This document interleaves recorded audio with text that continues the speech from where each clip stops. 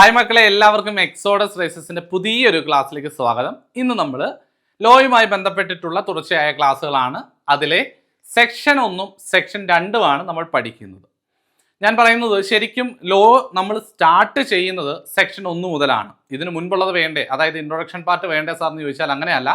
പ്രധാനപ്പെട്ടതെങ്കിലും law അല്ലെങ്കിൽ KSS act സഹകരണ നിയമം നമ്മൾ പഠിക്കാൻ തുടങ്ങുന്നത് സെക്ഷൻ 1 മുതലാണ്.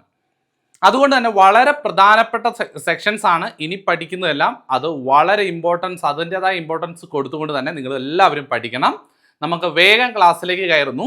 മക്കളെ, KSS ആക്ട് ചാപ്റ്റർ 1 പ്രിലിമിനറി ആണ് ഇന്ന് പഠിക്കാനായിട്ട് പോകുന്നത്. എന്താണ് ചാപ്റ്റർ 1? നമുക്കറിയാം KSS ആക്ടിൻ്റെ അകത്ത് ലോ നമ്മൾ പഠിക്കുമ്പോൾ ആക്ട് ഉണ്ട്, റൂൾ ഉണ്ട്. അത് നമുക്കറിയാവുന്നതാണ് അല്ലേ, വകുപ്പും ചട്ടവും ഒക്കെ നമ്മൾ പഠിക്കുന്നതാണ്. അതിൻ്റെ അകത്ത് ചാപ്റ്റേഴ്സിനെ കുറിച്ച് പഠിക്കുമ്പോൾ 16 ചാപ്റ്ററുകളാണ് ആക്ടിന് വരുന്നത് എങ്കിൽ 15 ചാപ്റ്ററുകളാണ് റൂളിന് വരുന്നത്. ഈ 16 ചാപ്റ്ററുകളിലെ ഒന്നാമത്തെ ചാപ്റ്ററാണ് നമ്മൾ പഠിക്കാനായിട്ട് പോകുന്നത്. അതിൻ്റെ പേര് ഹെഡിങ് പ്രിലിമിനറി എന്നാണ് കൊടുത്തിട്ടുള്ളത്. സെക്ഷൻ 1ഉം 2ഉമാണ് ഈ ചാപ്റ്ററിൽ വരുന്നത് എന്നുള്ള കാര്യം പ്രത്യേകം ഓർക്കുക. അതിലെ ഒന്നാമത്തെ സെക്ഷനിലേക്ക് വേഗം നമ്മൾ പോകുന്നു. എല്ലാവരും ശ്രദ്ധിക്കുക. Section 1 short title, extent and commencement. എന്താണ് short title, extent and commencement എന്ന് പറയുന്നത് കൊണ്ട് ഉദ്ദേശിക്കുന്നത്? വേറൊന്നുമില്ല, നമ്മുടെ ഈ KSS ആക്ട് അറിയപ്പെടുന്ന അതിൻ്റെ ഷോർട്ട് ടൈറ്റിൽ എന്താണെന്നും അതിൻ്റെ എക്സ്റ്റെൻഡ്, അതിൻ്റെ പ്രവർത്തന പരിധി എത്രത്തോളം വരുന്നുണ്ട് എന്നും അത് കമൻസ്മെന്റ് എന്ന് പറഞ്ഞാൽ നമ്മുടെ ആക്ട് നിലവിൽ വരുന്നത് എന്ന് മുതലാണ് എന്നുമാണ് സെക്ഷൻ 1ൽ പറയുന്നത്. അതിൻ്റെ അത് വേറൊന്നും നോക്കാനില്ല. ഷോർട്ട് ടൈറ്റിൽ, അതായത് നമ്മുടെ ആക്ട് അറിയപ്പെടുന്നത് എന്ത് പേരിലാണ് അറിയപ്പെടുന്നത്, അതാണ് ഒന്നാമതായിട്ട് പറയുന്നത്. Short title, this act may be called as the Kerala Cooperative Societies Act 1969. The Kerala Cooperative Societies Act 1969 എന്നാണ് നമ്മുടെ നിയമം അറിയപ്പെടുന്നത്. എല്ലാവർക്കും അറിയാവുന്നതാണ്. 2, ഇതിന്റെ പ്രവർത്തന പരിധി അല്ലെങ്കിൽ അതിന്റെ എക്സ്റ്റെൻഡ് എത്രത്തോളം ഉണ്ടെന്ന് ചോദിച്ചു കഴിഞ്ഞാൽ ഉത്തരം ഇത്രയേ ഉള്ളൂ. It extend to the whole of the state of Kerala. Kerala സംസ്ഥാനം മുഴുവൻ പ്രവർത്തന പരിധി അല്ലെങ്കിൽ അധികാര പരിധിയുള്ള നിയമമാണ് KSS ആക്ട് 1969 എന്നുള്ളത് പ്രത്യേകം ഓർത്തിരിക്കുക. 3, ഇതെന്ന് മുതലാണ് കമൻസ്മെന്റ് നിലവിൽ വരുന്നതെന്ന് പറഞ്ഞു കഴിഞ്ഞാൽ it shall come into force on such date as the government may by notification the gazette. Government ഗസറ്റിൽ വിജ്ഞാപനം നടത്തുന്ന തീയതി മുതലാണ് ഇതിന്റെ നിയമാനുസൃതമായിട്ട് നിലവിൽ വരുന്നത്. അത് നമുക്കറിയാവുന്നതാണ്. ഗസറ്റ് വിജ്ഞാപനത്തിൽ കൃത്യമായ ഡേറ്റ് പറഞ്ഞിട്ടുണ്ടാവും. കൃത്യമായ ഒരു ഡേറ്റിൽ നിലവിൽ വരുമെന്ന് പറഞ്ഞിട്ടില്ലെങ്കിൽ ഗസറ്റ് വിജ്ഞാപനം നോക്കിയാൽ മതി, അതനുസരിച്ചിട്ടായിരിക്കും നിലവിൽ വരുന്നതെന്നാണ് നമുക്കറിയാൻ സാധിക്കുന്നത്. അടുത്തത് സെക്ഷൻ 2 ഡെഫിനിഷൻസിനെ കുറിച്ചാണ് പറയുന്നത്. മക്കളെ, ഞാൻ പറഞ്ഞാൽ ഈ ഡെഫിനിഷൻസ് പഠിക്കുമ്പോൾ പല കുട്ടികൾക്ക് കൺഫ്യൂഷൻ ഉണ്ട്. സാറേ ഇതിലും പറയുന്നുണ്ട്, അതായത് ഡെഫിനിഷൻസിനകത്ത് പല കാര്യങ്ങളെ കുറിച്ച്, ഇപ്പോൾ പി കാർഡിനെ കുറിച്ച്, സർക്കിൾ കോഓപ്പറേറ്റീവ് യൂണിയനെ കുറിച്ച്, സ്റ്റേറ്റ് കോഓപ്പറേറ്റീവ് യൂണിയന്റെ ഡെഫിനിഷൻ പറയുന്നുണ്ട്. എന്നാൽ ഇതിന്റെ വിശദീകരണം കൊടുക്കുന്നത് യഥാർത്ഥമായ അതിന് ആക്ടിലേക്ക് കടന്നു വരുമ്പോഴാണ്. ഇവിടെ പറയുന്ന ഡെഫിനിഷൻസ് ആണ്, പ്രത്യേകം ഓർത്തിരിക്കുക. ഡെഫിനിഷൻസിനെ കുറിച്ച് ഒരു വാചകം തന്നിട്ടുണ്ടെങ്കിൽ ആ വാചകത്തിന്റെ ഡെഫിനിഷൻ അതെന്താണ് അർത്ഥമാക്കുന്നത് എന്നാണ് സെക്ഷൻ 2ൽ പറയുന്നത്. പ്രത്യേകം ഓർക്കുക, സെക്ഷൻ 2 ഡെഫിനിഷൻസിനെ കുറിച്ചാണ് പറയുന്നത്. അതിന്റെ വിശദീകരണമല്ല ഇവിടെ തരുന്നത് എന്ന് പഠിച്ചു വെക്കുക. അപ്പോൾ എന്തൊക്കെയാണ് ഡെഫിനിഷൻസ് പഠിക്കേണ്ടത്? ഇനി ഞാൻ താഴേക്ക് പറയുന്ന കാര്യങ്ങൾ നിങ്ങൾ സെക്ഷൻ 2A എന്ന്, അതായത് സെക്ഷൻ 2A എന്ന് ചേർത്ത് പഠിക്കാനായിട്ട് ശ്രദ്ധിക്കുക. കാരണം 2ൽ ഉൾപ്പെടുന്ന subsection A, subsection AA, subsection AB, C, D ഇങ്ങനെ ഓരോന്നാണ് പഠിക്കുന്നത്. അപ്പോൾ താഴേക്ക് പറയുന്നത് സെക്ഷൻ 2 ചേർത്ത് തന്നെ പഠിക്കണം. അത്രയും പറയാനായിട്ട് ഇമ്പോർട്ടൻ്റ് ആയിട്ട് പറയാൻ കാരണം എന്താണെന്ന് വെച്ച് കഴിഞ്ഞാൽ സെക്ഷൻ 2A എന്താണ് എന്ന് ചോദ്യം വരാറുണ്ട്. അല്ലെങ്കിൽ അപ്പെക്സ് സൊസൈറ്റിയുടെ ഡെഫിനിഷൻ എന്ന് പറഞ്ഞ ഓപ്ഷൻ്റെ അകത്ത് section 2A, section 1A, section 2AA ഇങ്ങനെയായിരിക്കും ഓപ്ഷൻസ് തരുന്നത്. അതുകൊണ്ട് പ്രത്യേകം ശ്രദ്ധിക്കുക, സെക്ഷൻ 2A എന്ന് ചേർത്ത് പഠിച്ചു പോവുക, വളരെ പ്രധാനപ്പെട്ടതാണ്. നോക്കാം, സെക്ഷൻ 2A പറയുന്നു അപ്പെക്സ് സൊസൈറ്റിയെ കുറിച്ചാണ്. എന്താണ് അപ്പെക്സ് സൊസൈറ്റി എന്നൊരു വാചകം കണ്ടാൽ നിങ്ങളുടെ മനസ്സിലേക്ക് ഓടിയെത്തേണ്ടത് വേറൊന്നുമില്ല. Apex society means a society having the whole of the state as its area of operation and having as its members only other society with a similar object and declare as such by the registrar. വേറൊന്നുമില്ല മക്കളെ, apex society എന്ന് നമ്മുടെ നിയമത്തിൽ പറഞ്ഞിട്ടുണ്ടെങ്കിൽ അതിന്റെ അർത്ഥം ഇത്രേ മാത്രമേ ഉള്ളൂ. അപ്പെക്സ് സൊസൈറ്റി എന്ന് പറഞ്ഞാൽ അതിന്റെ ഏരിയ ഓഫ് ഓപ്പറേഷൻ ഏതാണെന്ന് കൃത്യമായി പഠിക്കണം. അപ്പെക്സ് എന്ന് പറഞ്ഞാൽ അതിന്റെ ഏരിയ ഓഫ് ഓപ്പറേഷൻ പറഞ്ഞു കഴിഞ്ഞാൽ സ്റ്റേറ്റ് മുഴുവനായിരിക്കും. അതായത് കേരള സംസ്ഥാനം മുഴുവൻ, whole of the state, Kerala സംസ്ഥാനം മുഴുവൻ പ്രവർത്തന പരിധിയുള്ള ഒരു സഹകരണ സംഘത്തെയാണ് അപ്പെക്സ് സൊസൈറ്റി എന്ന് പറയുന്നത്.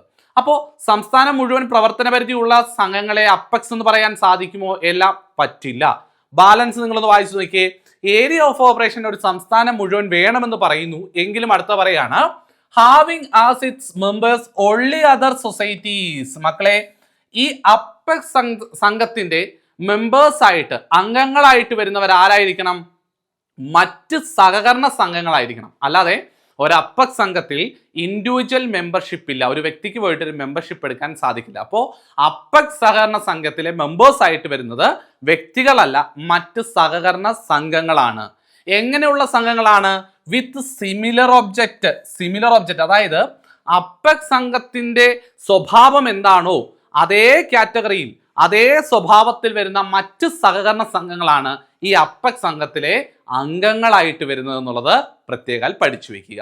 ഇനി ഈ അപ്പെക്സ് സംഘം എന്ന് പറയുന്നതിനെ ഒരു അപ്പെക്സ് ആയിട്ട് ഡിക്ലെയർ ചെയ്യുന്നത്, ഇതൊരു അപ്പെക്സ് സംഘമാണെന്ന് ഡിക്ലെയർ ചെയ്യാനുള്ള ഉത്തരവാദിത്തം, അതിനുള്ള അധികാരമാർക്കാണ്? Declare as such by the registrar. ഇത് ഇത്ര ഇമ്പോർട്ടൻ്റ് ആണ് സാറേ, അതൊന്നും പഠിക്കേണ്ട കാര്യമില്ലല്ലോ. പഠിക്കണം. ഓപ്ഷൻസിനകത്ത് ഒരു പക്ഷെങ്കിൽ other society with similar object declare as such by dash എന്നായിരിക്കും ചോദ്യം. ഇവിടെ രജിസ്ട്രാർ എന്നും ഗവൺമെന്റ് എന്നും മറ്റ് DC എന്നൊക്കെ ഓപ്ഷൻസ് തരാൻ സാധ്യതയുണ്ട്. അതുകൊണ്ട് പഠിക്കുക, അപ്പെക്സ് സംഘത്തെ അപ്പെക്സ് സംഘമായിട്ട് ഡിക്ലെയർ ചെയ്യുന്നത് രജിസ്ട്രാറിന്റെ ഉത്തരവാദിത്തമാണ്. ഞാൻ പറഞ്ഞ ഇത്രയേ ഉള്ളൂ. സെക്ഷൻ 2A ഡെഫിനിഷൻ പറയാണ് അപ്പെക്സ് സൊസൈറ്റി. അപ്പെക്സ് സൊസൈറ്റി എന്ന് പറഞ്ഞു കഴിഞ്ഞാൽ അത് all of the state, Kerala സംസ്ഥാനം മുഴുവൻ പ്രവർത്തന പരിധിയുള്ള സംഘമാണ്. അതിന്റെ മെമ്പേഴ്സ് എന്ന് പറയുന്ന മറ്റ് സഹകരണ സംഘങ്ങൾ ഇതേ സംഘത്തിന്റെ സ്വഭാവമുള്ള മറ്റ് സംഘങ്ങളായിരിക്കണം. അത് ഡിക്ലെയർ ചെയ്യേണ്ടത് രജിസ്ട്രാർ ആയിരിക്കണം എന്നുള്ളത് വ്യക്തമായിട്ട് പഠിച്ചു വെക്കുക. ക്ലിയർ ആണേ? പഠിച്ചു. ഇനി അടുത്തത് സെക്ഷൻ 2AA. ഞാൻ പറഞ്ഞു, ഞാൻ ഇനി 2 എന്ന് പറഞ്ഞില്ലെങ്കിലും നിങ്ങൾ 2AA എന്ന് പഠിക്കാനായിട്ട് ശ്രദ്ധിക്കണം. കാരണം 2 എന്ന് എപ്പോഴും പറഞ്ഞെന്ന് വരില്ല. സെക്ഷൻ 2AA എന്താ പറയുന്നത്? Assisted society. എന്താണ് അസിസ്റ്റഡ് സൊസൈറ്റി എന്ന് ഉദ്ദേശിക്കുന്നത്? പേര് തന്നെ ഉണ്ട്, അസിസ്റ്റഡ് എന്ന് പറഞ്ഞാൽ എന്തോ ഒരു അസിസ്റ്റൻസ്, എന്തോ ഒരു സഹായം കിട്ടുന്ന സൊസൈറ്റി എന്ന് നിങ്ങൾക്ക് തോന്നിയേക്കാം. അത് തന്നെയാണ്. എന്താ assisted society? Means A cooperative society which has received the government assistance. കണ്ടോ മക്കളെ, അസിസ്റ്റഡ് സൊസൈറ്റി എന്ന് പറഞ്ഞാൽ ആരുടെ അസിസ്റ്റൻസ് കിട്ടുന്ന സൊസൈറ്റി എന്നാണ്? രജിസ്ട്രാറിന്റെ അസിസ്റ്റൻസ് ആണോ? DCയുടെ അസിസ്റ്റൻസ് ആണോ? അല്ല, ഗവൺമെന്റിന്റെ അസിസ്റ്റൻസ്, ഗവൺമെന്റിന്റെ സഹായം കൈപ്പറ്റുന്ന സൊസൈറ്റികളെയാണ് അസിസ്റ്റഡ് സൊസൈറ്റി എന്ന് പറയുന്നത്.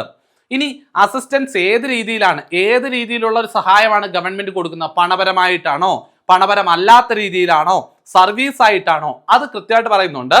In the form of share capital. ഒരു പക്ഷേങ്കിൽ ഗവൺമെന്റ് ഒരു സൊസൈറ്റിക്ക് അസിസ്റ്റൻസ് കൊടുക്കുന്നത് ഷെയർ ക്യാപിറ്റൽ പർച്ചേസ് ചെയ്തുകൊണ്ടായിരിക്കാം. അതായത് താഴെയുള്ള ഒരു സംഘത്തിൽ നിന്നും ഷെയർ പർച്ചേസ് ചെയ്തിട്ട് പൈസ അങ്ങോട്ട് കൊടുത്ത് ഗവൺമെന്റ് ഒരു പക്ഷേങ്കിൽ സംഘങ്ങളെ സഹായിച്ചെന്ന് വന്നേക്കാം. ഇനി ഒരു ലോൺ കൊടുത്തുകൊണ്ടായിരിക്കാം ഒരു അസിസ്റ്റൻസ് ഗവൺമെന്റ് സഹകരണ സംഘങ്ങൾക്ക് കൊടുക്കുന്നത്. ഗ്രാന്റ് കൊടുത്തുകൊണ്ടായിരിക്കാം. ഇനി എനി അതർ ഫിനാൻഷ്യൽ അസിസ്റ്റൻസ്, മറ്റേതെങ്കിലും രീതിയിലുള്ള സാമ്പത്തിക സഹായം കൊടുക്കുന്ന സംഘങ്ങളെ ആയിരിക്കാം അസിസ്റ്റഡ് സൊസൈറ്റി എന്ന് ഉദ്ദേശിക്കുന്നത്. ഇനി അടുത്തത് പ്രത്യേകം ശ്രദ്ധിക്കണം, സാമ്പത്തിക സഹായം മാത്രമാണോ? Or any guarantee by the government. കണ്ടോ, ഗവൺമെന്റ് സാമ്പത്തിക സഹായം മാത്രമല്ല, ഗവൺമെന്റ് ഒരു സംഘത്തിന് ഒരു ഗ്യാരണ്ടി കൊടുക്കുന്നുണ്ടെങ്കിലും അത് ഗവൺമെന്റ് അസിസ്റ്റൻസ് കൊടുക്കുന്നതായിട്ട് തന്നെ പരിഗണിക്കാനായിട്ട് സാധിക്കുന്നു. Or from board constituted by the government for the repayment of loan, interest or deposit. കണ്ടോ, അപ്പോൾ നിങ്ങൾക്ക് ഓർത്തൊക്കെ ഇപ്പം സഹകരണ സംഘങ്ങളിലെ ഡെപ്പോസിറ്റ് ഗ്യാരണ്ടി കൊടുക്കുന്ന ചില ബോർഡുകൾ കൊണ്ടുവരുന്നുണ്ട്. അതുപോലെ തന്നെ ലോൺ, ഇൻട്രസ്റ്റ്, ഡെപ്പോസിറ്റ്, ഇതിനെല്ലാം പ്രത്യേകിച്ച് ബോർഡുകളൊക്കെ നിങ്ങൾക്ക് അറിയാൻ സാധിക്കുന്നുണ്ട്. അപ്പോൾ അത്തരത്തിലേതെങ്കിലും ബോർഡ് ക്രിയേറ്റ് ചെയ്തുകൊണ്ടാണെങ്കിൽ ഗവൺമെന്റ് ഒരു അസിസ്റ്റൻസ് ഒരു സംഘത്തിന് കൊടുക്കുന്നുണ്ടെങ്കിൽ പോലും അതിനെ അസിസ്റ്റഡ് സംഘം എന്ന് പറയാൻ സാധിക്കും. അപ്പോൾ നിങ്ങളുടെ വീടിനടുത്തുള്ള ഒരു സഹകരണ സംഘം ഓർത്തെ, നിങ്ങളുടെ വീടിനടുത്തുള്ള സഹകരണ ബാങ്ക് എന്ന് പറയുന്ന ഒരു സഹകരണ സംഘം ഓർത്തെ, അവർ ഗവൺമെന്റിന്റെ കയ്യിൽ നിന്നും ഇത്തരത്തിലുള്ള ഏതെങ്കിലും സഹായം സ്വീകരിച്ചിട്ടുണ്ടെങ്കിൽ ആ സംഘങ്ങളെ നമുക്ക് അസിസ്റ്റഡ് സൊസൈറ്റീസ് എന്ന് പറയാൻ സാധിക്കും. ക്ലിയർ ആണേ? ചുരുക്കി പറഞ്ഞു കഴിഞ്ഞാൽ കേരളത്തിലുള്ള എല്ലാ സഹകരണ സംഘങ്ങളും അസിസ്റ്റഡ് തന്നെയാണ്. കാരണം ഗവൺമെന്റിന്റെ ഏതെങ്കിലും രീതിയിലുള്ള സഹായങ്ങൾ എല്ലാ സൊസൈറ്റികളും വാങ്ങിയെടുക്കുന്നുണ്ട് എന്നുള്ളതാണ് വസ്തുത. നിങ്ങൾ മനസ്സിലാക്കി വെക്കുക. അപ്പോൾ സെക്ഷൻ 2 പഠിച്ചു, 2A പഠിച്ചു, 2AA പഠിച്ചു. ഇനി സെക്ഷൻ 2AB കടക്കുകയാണ്. Auditing of accounts of cooperative societies. എന്താണ്? കോഓപ്പറേറ്റീവ് സൊസൈറ്റീസിന്റെ ഓഡിറ്റിംഗുമായി ബന്ധപ്പെട്ട കാര്യമാണ് ഇവിടെ പറയുന്നത്.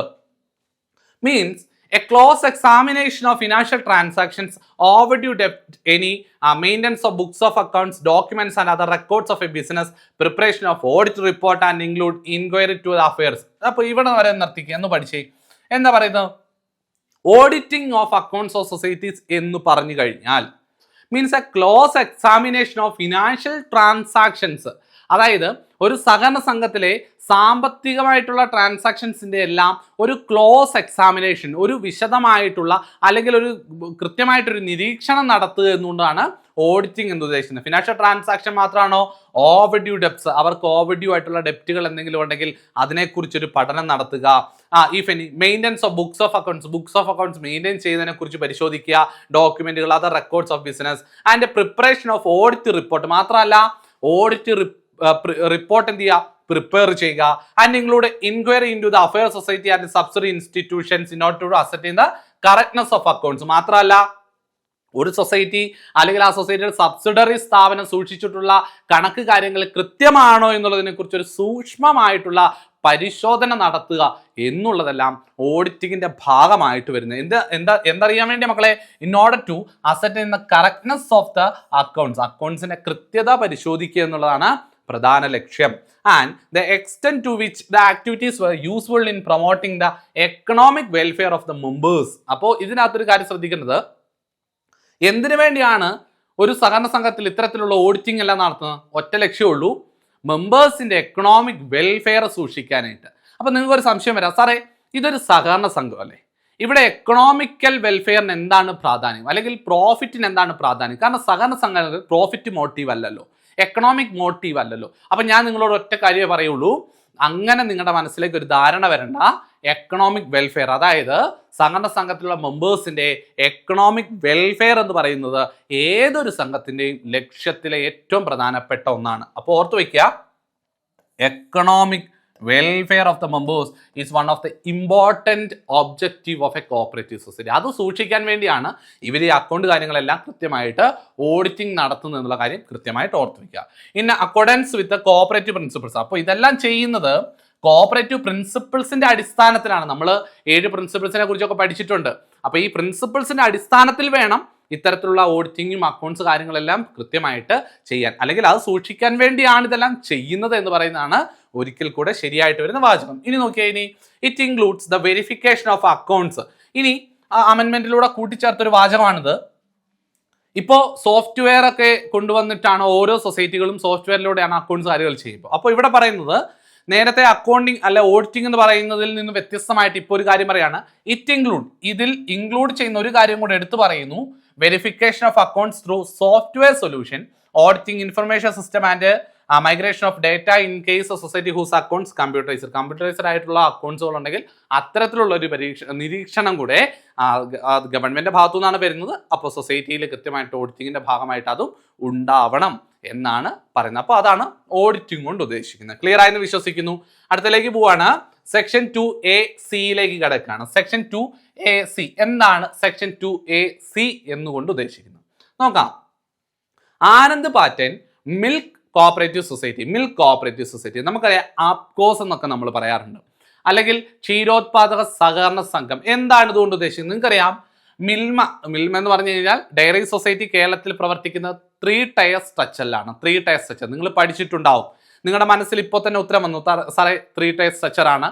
അതിന്റെ അപ്പെക്സ് ഏതാണെന്ന് ഞാൻ ചോദിച്ചു കഴിഞ്ഞാൽ നിങ്ങൾ ഇപ്പോൾ തന്നെ അതിന്റെ ആൻസർ മനസ്സിൽ കുറിച്ചിട്ടുണ്ട്, സാറേ മിൽമയാണ് അപ്പെക്സ്. അതിന്റെ മിഡിൽ ലെവൽ ഏതാണെന്ന് ചോദിച്ചാൽ നിങ്ങൾ പറയും RCMB ആണ്. അപ്പോൾ ആപ്കോസ് എന്ന് പറയുന്നത് ഏറ്റവും താഴെ അല്ലെങ്കിൽ ഏറ്റവും പ്രൈമറി ലെവലിൽ പ്രവർത്തിക്കുന്നതാണ്. അപ്പോൾ 3 ടയർ സ്ട്രക്ചറിലാണ് ഡയറി സൊസൈറ്റീസ് പ്രവർത്തിക്കുന്നത്. അതിന്റെ ടോപ്പിൽ അല്ലെങ്കിൽ അപ്പെക്സ് വരുന്നതാണ് മിൽമ എന്ന് പറയുന്ന സ്ഥാപനമാണ്. നമുക്കറിയാം, Kerala cooperative milk marketing federation എന്നൊക്കെ പറഞ്ഞ് നിങ്ങൾ പഠിച്ചിട്ടുണ്ട്, മിൽമയാണ് അല്ലേ. മിൽമ അതിന് താഴെ പ്രവർത്തിക്കുന്ന സ്ഥാപനമാണ് RCMPU. എന്താണ്? Regional cooperative milk producers union, RCMPU. അതിന് താഴെ പ്രവർത്തിക്കുന്നതാണ് നമ്മൾ ഇപ്പോൾ പറയുന്ന ആപ്കോസ് അല്ലെ. Anand pattern milk cooperative society, ആപ്കോസിനെ കുറിച്ച് പഠിക്കുന്നു. ഈ ആപ്കോസ് കൃത്യമായി പഠിക്കണം, കാരണം ഫുൾ ഫോം ചോദിച്ചിട്ടുണ്ട്. ആപ്കോസ് എന്ന് പറഞ്ഞു കഴിഞ്ഞാൽ Anand pattern milk corporation. APCOS എന്ന് മാത്രം അറിയാം, അതിന്റെ ഫുൾ ഫോം അറിയില്ല. അപ്പോൾ നിങ്ങൾ ഓർത്തിക്കുക, Anand pattern milk cooperative society. Anand പാറ്റേണിലുള്ള മിൽക്ക് കോർപ്പറേറ്റീവ് സൊസൈറ്റിയാണ്. വിശദമായിട്ട് നമുക്കത് കോർപ്പറേഷൻ്റെ അകത്ത് നിങ്ങളത് പഠിക്കുന്നുണ്ട്. നോക്കാം എന്താണ് APCOS. Means primary dairy cooperative society. അപ്പൊ ഞാൻ പറഞ്ഞതിൽ നിങ്ങൾക്ക് കിട്ടിയല്ലോ, ഇതൊരു പ്രൈമറി ആണ് എന്ന് പറഞ്ഞാൽ ഏറ്റവും താഴെക്കിടയിൽ പ്രവർത്തിക്കുന്ന, റൂട്ട് ലെവലിൽ പ്രവർത്തിക്കുന്ന ഒരു സ്ഥാപനമാണ് ആപ്കോസ് എന്ന് പറയുന്നത്. കൃത്യമായിട്ട് പഠിച്ചു വെക്കുക. ഒരു പ്രൈമറി ഡയറി കോഓപ്പറേറ്റീവ് സൊസൈറ്റി ആണ്. അതർവൈസ് നോൺ ആസ്, മറ്റൊരു പേരാണ് ക്ഷീരോത്പാദക സഹകരണ സംഘം. അപ്പോൾ ക്ഷീരോത്പാദക സഹകരണ സംഘം എന്നും അറിയപ്പെടാറുണ്ട്.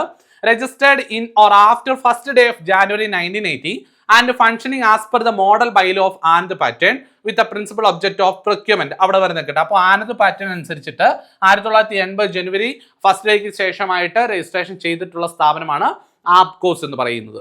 അപ്പോൾ ഇവരുടെ പ്രധാന ലക്ഷ്യം, ഒബ്ജക്റ്റീവ് എന്താണെന്ന് കൃത്യമായി പറയുന്നു. ശ്രദ്ധിച്ചേ, objective of procurement and marketing of milk and milk product. അതായത് മിൽക്ക്, പാല് ശേഖരിക്കുകയും അതിന്റെ പ്രൊക്യൂർമെന്റും അതിന്റെ പ്രൊഡക്ട്സുമായി ബന്ധപ്പെട്ടിട്ടുള്ള പ്രൊക്യൂർമെന്റും കാര്യങ്ങളെല്ലാം ചെയ്യുന്ന ആപ്കോസ് ആയിരിക്കും.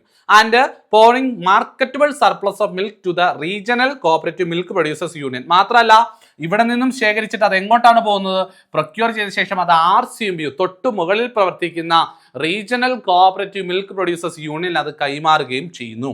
And for providing inputs to the dairy farmers within the area of operation of society. മാത്രമാണോ ഈ ആപ്കോസിന്റെ പ്രവർത്തന പരിധിയിൽ വരുന്ന ഇൻഡിവിജ്വൽസിന്, അവിടെ പ്രവർത്തിക്കുന്ന അല്ലെങ്കിൽ അവിടെ കർഷകരായിട്ടുള്ള ക്ഷീര കർഷകർക്ക് ആവശ്യമായിട്ടുള്ള മിൽക്ക് പ്രൊഡക്റ്റ് പ്രൊഡ്യൂസ് ചെയ്യാനായിട്ടുള്ള ആവശ്യമായിട്ടുള്ള എല്ലാ സഹകരണ സംഘങ്ങൾ എല്ലാവിധ സഹായങ്ങളും ചെയ്തു കൊടുക്കുക എന്ന് പറയുന്നത് ഈ RCMUവിന്റെ ഈ ആപ്കോസിന്റെ ഉത്തരവാദിത്വമാണ്. ഓക്കെ ആണോ? അപ്പൊ നിങ്ങൾക്കറിയാം, നിങ്ങൾ ഈ നമ്മൾ പാല് കൊടുക്കാൻ പോകുമ്പോൾ അല്ലെങ്കിൽ അവിടെ നിന്ന് നിങ്ങൾക്ക് ഈ കേരള ഫീഡ്സ് അല്ലെങ്കിൽ കാലിത്തീറ്റൊക്കെ നിങ്ങൾക്ക് കിട്ടുന്നതായിട്ട് അറിയാം അല്ലെ. അപ്പൊ ഇതെല്ലാം അവരുടെ ഉത്തരവാദിത്വമാണെന്നൊന്ന് ഓർത്ത് വെച്ചിരുന്നാൽ മതിയാവും. അപ്പൊ ഇത് ക്ലിയർ ആയിട്ട് നിങ്ങൾ പഠിച്ചു വെക്കുക. അടുത്തതിലേക്ക് പോകുന്നു മക്കളെ. സെക്ഷൻ 2A-Dയിലേക്ക് പോവാണ്. Administrative audit. അപ്പൊ രണ്ട് വാക്ക് AD, അഡ്മിനിസ്ട്രേറ്റീവ്. AD കണ്ടോ, രണ്ടിലും AD ഉണ്ട് അല്ലെ. സെക്ഷൻ 2AD എന്ന് പറഞ്ഞാൽ അഡ്മിനിസ്ട്രേറ്റീവ് ഓഡിറ്റ് എന്നാണ്. സെക്ഷൻ 2AD എന്താണെന്നൊരു ചോദ്യം വന്നു കഴിഞ്ഞാൽ ഉത്തരം എഴുതിക്കോളൂ, അഡ്മിനിസ്ട്രേറ്റീവ് ഓഡിറ്റ്. എന്താണ് administrative audit? Means A close assessment of all affair of society including constitution, management and establishment, maintenance of books of accounts and other records and internal control system of society, and the extent to which activities were useful in promoting the economic welfare of members in accordance with the cooperative principle, and includes compliance audit, performance audit as well as IT audit. വേറൊന്നുമില്ല. Administrative audit എന്ന് പറഞ്ഞാൽ ഒരു financial audit അല്ല പ്രധാനമായിട്ട് ഉദ്ദേശിക്കുന്ന അതിന്റെ ഭരണപരമായിട്ടുള്ള ഓരോ സൊസൈറ്റിയുടെ പ്രവർത്തനം എങ്ങനെ പോകുന്നു എന്നുള്ളതിനെ കുറിച്ച് കൃത്യമായ ഒരു വിശകലനം നടത്തുന്ന ഓഡിറ്റാണ് അഡ്മിനിസ്ട്രേറ്റീവ് ഓഡിറ്റ്. പ്രധാനമായിട്ട് ചെയ്യുന്ന എന്താണ്? Maintenance of books of accounts and records and internal control system. Internal control സിസ്റ്റത്തിന്റെ ഒരു കൃത്യമായിട്ടുള്ള നിരീക്ഷണം നടത്തുക എന്നുള്ളതാണ് ഇതിന്റെ പ്രധാനമായിട്ടുള്ള ആക്ടിവിറ്റി എന്ന് പറയുന്നത്. മാത്രമല്ല അതിനകത്ത് ഇൻക്ലൂഡ് ചെയ്യുന്ന കാര്യങ്ങൾ എന്തൊക്കെയെന്ന് പറയുന്നുണ്ട്. Compliance audit, performance audit and as well as IT audit. 3 കാര്യങ്ങൾ പഠിക്കുക. ഡാഷ് എന്നിട്ടൊരു ചോദ്യം വരാൻ സാധ്യതയുണ്ട്. കംപ്ലൈൻസ് ഓഡിറ്റ് വരും, പെർഫോമൻസ് ഓഡിറ്റ് വരും, IT ഓഡിറ്റ് വരും എന്നുള്ളത് കൃത്യമായിട്ട് പഠിക്കുക. ക്ലിയർ ആണേ? അപ്പോൾ ഇത് വ്യക്തമായിട്ട് പഠിച്ചു വെക്കണം. സെക്ഷൻ 2AD എന്ന് പറയുന്നത് കൃത്യമായിട്ട് ഓർക്കുക, അഡ്മിനിസ്ട്രേറ്റീവ് ഓഡിറ്റ് ആണ്. അടുത്തിലേക്ക് പോകുന്നു മക്കളെ. സെക്ഷൻ 2B-യിലേക്ക് കടക്കാണ്. ബൈലോ. നമുക്കറിയാം കോഓപ്പറേറ്റീവ് സൊസൈറ്റിയുടെ കോൺസ്റ്റിറ്റ്യൂഷൻ എന്താണ് എന്നൊരു ചോദ്യം വന്നിട്ടുണ്ട്. അതിന്റെ ഉത്തരം ബൈലോ ആണ്. ഓരോ കോഓപ്പറേറ്റീവ് സൊസൈറ്റിയുടെയും കോൺസ്റ്റിറ്റ്യൂഷൻ എന്ന് പറയുന്നത് എന്താണ്? ബൈലോ ആണെന്ന് ഓർത്ത് വെക്കുക. ഓക്കെ, കോൺസ്റ്റിറ്റ്യൂഷൻ എന്ന് പറയുന്നത് ബൈലോ ആണ്. അപ്പൊ ഇതൊരു ചോദ്യം വന്നിട്ടുണ്ട്, അതുകൊണ്ട് നിങ്ങൾ കൃത്യമായിട്ട് പഠിച്ചു വെക്കണം. Means registered bylaw of cooperative society for the time been enforce. അതായത് അത് രജിസ്റ്റർ ചെയ്തിട്ടുള്ള നിയമത്തെയാണ് ബൈലോ എന്ന് പറയുന്നത്. അപ്പൊ നിങ്ങൾ ചോദിക്കും, സാറേ രജിസ്റ്റർ ചെയ്താണല്ലോ ബൈലോ, അപ്പോൾ രജിസ്റ്റർ ചെയ്യാതിരുന്ന എന്താണ് കുഴപ്പം? അപ്പോൾ നിങ്ങൾ പഠിച്ചു വയ്ക്കാം, രജിസ്റ്റർ ചെയ്യാതിരുന്നു കഴിഞ്ഞാലും ഡ്രാഫ്റ്റ് ബൈലോ ആണത്. നിങ്ങളത് കൃത്യമായിട്ട് പഠിക്കേണ്ടതാണ്. പ്രപ്പോസ്ഡ് ബൈലോ അല്ലെ ഡ്രാഫ്റ്റ് ബൈലോ എന്ന് പറയുന്നത്. അതായത് നമ്മളൊരു സഹകരണ സംഘം തുടങ്ങുമ്പോൾ ആ സംഘത്തിന്റെ ബൈലോ ആ സംഘം തന്നെ രജിസ്റ്റർ ചെയ്യണം. അതിനൊരു മോഡൽ ബൈലോ കൊടുക്കും. അത് രജിസ്ട്രാർ ആണ് തയ്യാറാക്കുന്ന മോഡൽ ബൈലോ. ആ മോഡൽ ബൈലോ അനുസരിച്ചിട്ട് നമ്മുടെ സംഘത്തിന് ആവശ്യമായിട്ടുള്ള ബൈലോ നമ്മൾ തന്നെ തയ്യാറാക്കും. എന്നിട്ട് സംഘത്തിന്റെ രജിസ്റ്റർ ചെയ്യുമ്പോൾ ഈ ബൈലോയും കൂടെ രജിസ്ട്രാർ അംഗീകരിച്ച് ഒപ്പുവെച്ച് കൊടുക്കുകയാണ് ചെയ്യുന്നത്. അപ്പോൾ രജിസ്ട്രാർ ഒപ്പുവെക്കുമ്പോഴാണ് അതിന് നിയമസാധുത വരുന്നത്, അല്ലെങ്കിൽ അത് നിയമത്തിനനുസൃതമായിട്ട് വരുന്നത്. ആ രജിസ്ട്രാർ ഒപ്പുവെക്കുന്നതിന് മുമ്പ് ഈ ബൈലോ അറിയപ്പെടുന്ന ഡ്രാഫ്റ്റ് ബൈലോ എന്നാണ് എന്ന് ഓർത്ത് വെക്കുക കേട്ടോ. ഡ്രാഫ്റ്റ് ബൈലോ എന്നാണ് ഓർത്ത് വെക്കുക. ഡ്രാഫ്റ്റ് ബൈലോ അല്ലെ പ്രപ്പോസ്ഡ് ബൈലോ എന്നൊക്കെ പറയാറുണ്ട്. അപ്പോൾ രജിസ്ട്രാർ രജിസ്റ്റർ ചെയ്തതിന് ശേഷമുള്ള രജിസ്റ്റേർഡ് ബൈലോ ആണ് നമ്മുടെ നിയമത്തിലെ ശരിക്കും ബൈലോ എന്നുകൊണ്ട് ഉദ്ദേശിക്കുന്നത്, വേറൊന്നുമില്ല. Next one, circle cooperative union. എന്താ circle cooperative union? CCU. Circle cooperative union means circle cooperative union constitute under section 88. അതാ ഞാൻ പറഞ്ഞത്. ഇവിടെ നിങ്ങൾ പഠിക്കുമ്പോൾ സെക്ഷൻ 88-ലാണ് ശരിക്കും സർക്കിൾ കോഓപ്പറേറ്റീവ് യൂണിയനെ കുറിച്ചുള്ള വിശദീകരണം അടങ്ങിയിട്ടുള്ളത്. ഇവിടെ എന്താ പറയുന്നത്? അതിന്റെ ഡെഫിനിഷൻ ആണ്. അപ്പോൾ സർക്കിൾ കോഓപ്പറേറ്റീവ് യൂണിയന്റെ സെക്ഷൻ ഏതെന്നൊരു ചോദ്യം ചോദിച്ചു കഴിഞ്ഞാൽ ശരിക്കും സെക്ഷൻ 88 പറയേണ്ടത്. എന്നാൽ അതിന്റെ ഡെഫിനിഷൻ എവിടെയാണ് പറയുന്നതെന്ന് ചോദിച്ചാൽ മാത്രം സെക്ഷൻ 2C എന്ന് ഉത്തരം കൊടുത്താൽ മതി. പറഞ്ഞത് കൃത്യമായിട്ട് മനസ്സിലായെന്ന് വിശ്വസിക്കാണ്. Section 2C circle cooperative union, that is the definition, but its explanation included in section 88. അതിനെക്കുറിച്ച് വിശദമായിട്ട് പറയുന്നത് സെക്ഷൻ 88-ലാണ്. അത് നമ്മൾ പഠിക്കും. നമുക്കറിയാം സർക്കിൾ കോഓപ്പറേറ്റീവ് യൂണിയൻ എന്ന് പറഞ്ഞാൽ ഓരോ സർക്കിളിലും വരുന്ന കോഓപ്പറേറ്റീവ് സംഘങ്ങളെ അല്ല സഹകരണ സംഘങ്ങളെ എല്ലാം കൂടെ ചേർത്ത് കൊണ്ടുപോകുന്ന, അതിൻ്റെ പ്രവർത്തനത്തെ കൺട്രോൾ ചെയ്യുന്ന, ഏകോപിപ്പിക്കുന്ന ഒരു സമിതി അല്ല ഒരു സംഘടനയാണ് CCU എന്ന് പറയുന്നത്. അതിന് തൊട്ട് മേളിൽ വരുന്നതാണ് SCU, അതിന് മേളിൽ NCUA ഉണ്ട്. നമുക്കതെല്ലാം നമ്മൾ പഠിക്കുന്നതാണ്, അതുകൊണ്ട് ഞാൻ അതിലേക്കൊന്നും കടക്കുന്നില്ല. Then next one, central society. എന്താണ് സെൻട്രൽ സൊസൈറ്റി? അപ്പോൾ നമ്മുടെ നിയമത്തിൽ സെൻട്രൽ സൊസൈറ്റി എന്ന് പറഞ്ഞാൽ നിങ്ങളുടെ മനസ്സിലേക്ക് വരേണ്ടത് എന്താണ്? സെൻട്രൽ സൊസൈറ്റി എന്ന് പറഞ്ഞാൽ സാറേ ജില്ലാതലത്തിൽ പ്രവർത്തിക്കുന്നല്ലേ, അതിൻ്റെ മെമ്പേഴ്സ് ഇങ്ങനെയല്ലേ? ഇങ്ങനെയുള്ള കാര്യങ്ങളിൽ സംശയം വരാതിരിക്കണമെങ്കിൽ കൃത്യമായി പഠിച്ചു പോയിക്കോളൂ. സെൻട്രൽ സൊസൈറ്റി എന്ന് പറഞ്ഞാൽ എന്താണ്? Central society means a society having jurisdiction over 1 or more revenue district. ശ്രദ്ധിക്കണേ, ജൂറിസ്ഡിക്ഷൻ ഓവർ 1 റവന്യൂ ഡിസ്ട്രിക്ട് എന്നല്ല ഞാൻ പറഞ്ഞത്, over 1 or more revenue district. ഒന്നോ അതിലധികമോ ജില്ലകളിൽ പ്രവർത്തന പരിധിയുള്ള സംഘങ്ങളാണ് ഈ സെൻട്രൽ സൊസൈറ്റി എന്ന് പറഞ്ഞാൽ. അപ്പോൾ ഒരു ജില്ലയിൽ മാത്രമല്ല, ഒന്നോ അതിലധികമോ ജില്ലകളിൽ പ്രവർത്തന പരിധിയുള്ള സംഘങ്ങൾ. But not the whole of state. എന്നാൽ ഒരു സംസ്ഥാനം മുഴുവൻ അതിന് പ്രവർത്തന പരിധിയില്ല. But not whole of the state. ഒരു സംസ്ഥാനം മുഴുവൻ അതിന് പ്രവർത്തന പരിധിയില്ല. As its area of operation and having as its members only other society. നേരത്തെ പഠിച്ച പോലെ തന്നെ ഇവരുടെ മെമ്പേഴ്സ് എന്ന് പറയുന്നത് മറ്റു സൊസൈറ്റീസ് മാത്രമായിരിക്കും മെമ്പേഴ്സ് ആയിട്ട് വരുന്നത്. Only other society, individual membership ഇല്ല. And declare as such by the registrar or the government. ശ്രദ്ധിക്കണേ, അപ്പെക്സ് സൊസൈറ്റി പഠിച്ചപ്പോൾ നമ്മൾ പറഞ്ഞു ഡിക്ലെയർ ചെയ്യുന്ന രജിസ്ട്രാർ ആണ്. എന്നാൽ ഒരു സെൻട്രൽ സൊസൈറ്റിയെ കുറിച്ച് വ്യക്തമായിട്ട് പറയുന്നു, സെൻട്രൽ സൊസൈറ്റിയെ സെൻട്രൽ സൊസൈറ്റി ആണെന്ന് ഡിക്ലെയർ ചെയ്യുന്ന ആരാന്നറിയാമോ? ആ ഡിക്ലെയർ ചെയ്യുന്നത് രജിസ്ട്രാർ ഓർ ഗവൺമെന്റ്. രജിസ്ട്രാറോ ഗവൺമെന്റോ ആയിരിക്കുമെന്നാണ് പറയുന്നത്. ക്ലിയർ ആയെന്ന് വിശ്വസിക്കുന്നു. ഓക്കെ അല്ലേ? അപ്പോൾ ഓർത്ത് വയ്ക്കുക, സെൻട്രൽ സൊസൈറ്റി മീൻസ് ഒരു സൊസൈറ്റി എന്ന് പറഞ്ഞാൽ 1 or more റവന്യൂ ഡിസ്ട്രിക്ട് പ്രവർത്തന പരിധിയുണ്ട്, എന്നാൽ സംസ്ഥാനം മുഴുവൻ അതിന്റെ പ്രവർത്തന പരിധിയില്ല. അവരുടെ മെമ്പേഴ്സ് മറ്റുള്ള സൊസൈറ്റികളാണ്, ഇൻഡിവിജ്വൽ മെമ്പേഴ്സ് അല്ല. അവരെ രജിസ്ട്രാർ അംഗീകരിക്കണം, അല്ലെങ്കിൽ ഗവൺമെന്റ് ആണ് ഡിക്ലെയർ ചെയ്യേണ്ടത്. Registrar or government, registrar and അല്ല, രജിസ്ട്രാർ ഓർ. ഇവിടെ ഡാഷ് ഇട്ടിട്ട് ഇവിടെയും ഒരു ഡാഷ് വന്നിട്ട് ഒരു ചോദ്യം ചോദിക്കാൻ സാധ്യതയുണ്ട്. രജിസ്ട്രാർ ഓർ ഗവൺമെന്റ് ആണെന്ന് പ്രത്യേകം പഠിച്ചു വെക്കുക. ക്ലിയർ അല്ല മക്കളെ? സെക്ഷൻ 2D നമ്മൾ പഠിച്ചു. ഇനി സെക്ഷൻ 2DAയിലേക്ക് പോവുകയാണ്. എന്താണ് section 2DA?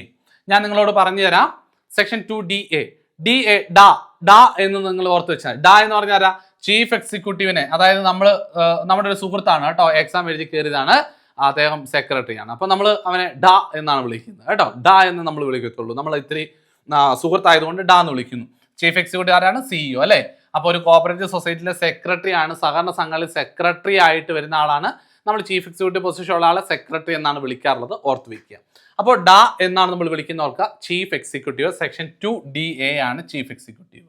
Means any employee of a cooperative society by whatever designation called and includes an officer of the state government or an employee of any other institution or cooperative society who discharge the function of a chief executive under the act, rule or bylaw. അതായത് നമ്മുടെ നിയമപ്രകാരം ഒരു chief എക്സിക്യൂട്ടീവിന്റെ ഉത്തരവാദിത്തം ചെയ്യുന്ന ആരുമായിക്കോട്ടെ, ഏത് employee ആയിക്കോട്ടെ, state government employee ആരെയും നമുക്ക് ചീഫ് എക്സിക്യൂട്ടീവ് എന്ന് പറയാൻ സാധിക്കും. അപ്പോൾ ആ ഉത്തരവാദിത്തം ചെയ്യുന്ന വ്യക്തിയുടെ പൊസിഷനാണ് അവിടെ ചീഫ് എക്സിക്യൂട്ടീവ് എന്നുകൊണ്ട് ഉദ്ദേശിക്കുന്നത്. അത്രേ ഉള്ളൂ, വേറെ കാര്യങ്ങളൊന്നും അതിൽ നിന്ന് പഠിക്കേണ്ടതില്ല.